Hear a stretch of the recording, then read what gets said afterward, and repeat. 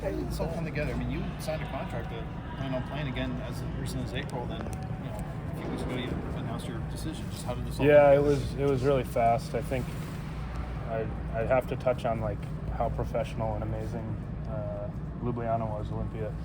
Ljubljana, like the owner there, Alex Lefebvre, he's from Canada, and had told me from the day I signed, like if it wasn't good for the family, we could go, and it was, it was amazing for the family. But I think when this all came about, it's just an amazing opportunity. It's something that I've always thought was the next step, and for it to materialize like that, after speaking with Dan and my wife, just felt like the right step and good for us and the family. How did the opportunity materialize? Did the Penguins sort of call you out of the blue about this? Yeah. You know what? Dan did. I played for him in Nashville and then again in New York, and I've always been not around the coach's office, but I love the hockey. Like I didn't stay in the league as long as I did because of how fast I was.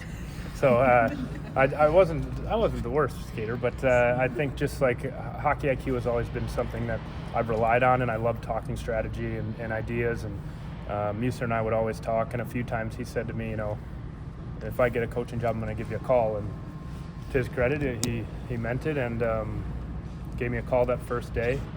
And when he called, I actually, as I was saying hi to him, I was bringing up the Pens Instagram because I was like, I wonder if he got this job, and he did. And I said, oh, this is nice. I guess this is really cool. So I had some good talks with him, and here we are.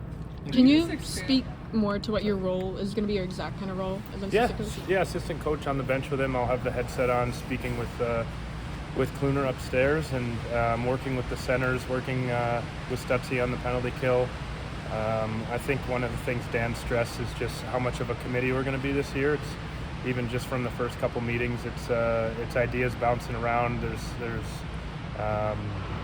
an emphasis on everyone working together, and I think that's a real strength of our staff. We all come from different backgrounds and have different experiences playing and coaching, and I think that's invaluable. So we're gonna obviously I have a lot to learn when it comes to the day-to-day, but a lot of post-practice, pre-practice stuff with the guys, working with centers, all that stuff, but I'm excited for it. Well, when you see a team, you can kind of tell when you're well coached.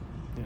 What do you project the identity of the Penguins being because of Muser and just knowing the kinds of things you've been talking about in terms of what you want to forge here? I'll probably let Dan speak more to that, because that was the first question he asked us yesterday to think about as the summer goes on. I think it's easy to say like hardworking and family, and I think that's where we'll get to. But I think the verbiage that we're going to use is probably going to be decided on later. I think everyone knows what it takes to win. I think at some level, everyone's won something for the most part, and as we go on here, like we've only met for 2 days, but I think we're all have the same idea that we want to get to a place like Florida's at right now, and the teams that have won, and we used to be here, and that's the goal.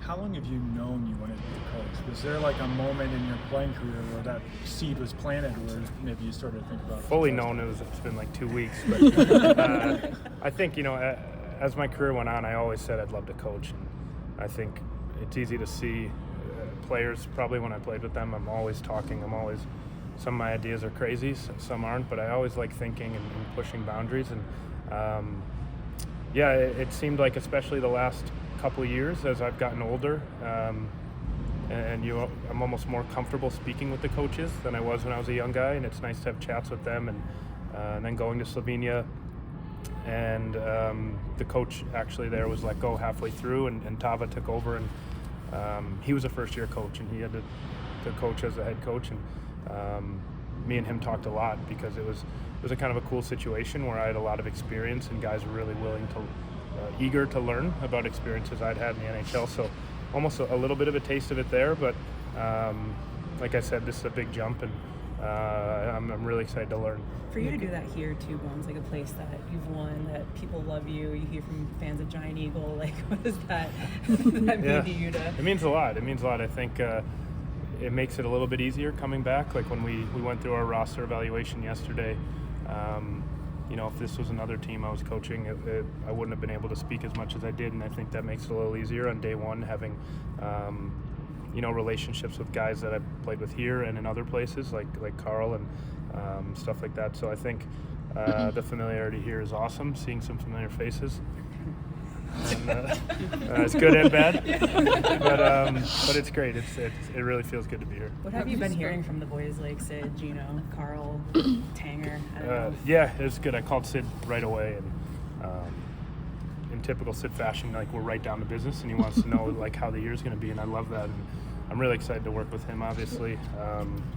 With everyone, I talked with Tanger and Carl.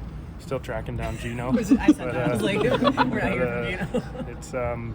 It's exciting. I was really excited to talk with Rusty. He had a great year last year,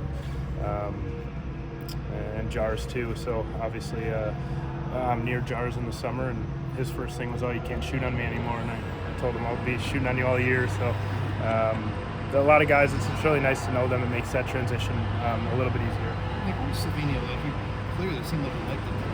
It was incredible. Yeah, we re-signed. It was just, living was great. Hockey was good. It was just a little bit less stress for me after this for 15 seasons. So we loved it. We loved the guys. They're very welcoming, an amazing city, great organization, like I said, and I'll always be welcome back, they said. So I'd love to go back and visit, but I can't thank them enough. It was really fun to finish my career like that, even though I didn't know it was finishing, but it was good.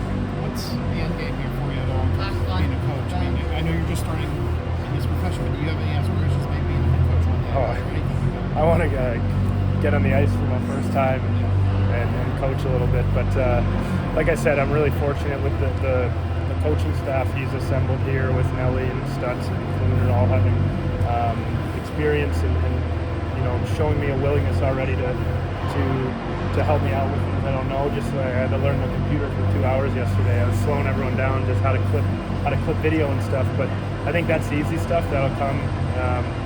For me, it'll just be finding your voice and having conversations with guys, good and bad. And I think all that's a learning curve. But like I said, it's a good staff, and especially with Musa leading the way, to learn from them. Thanks, Bob.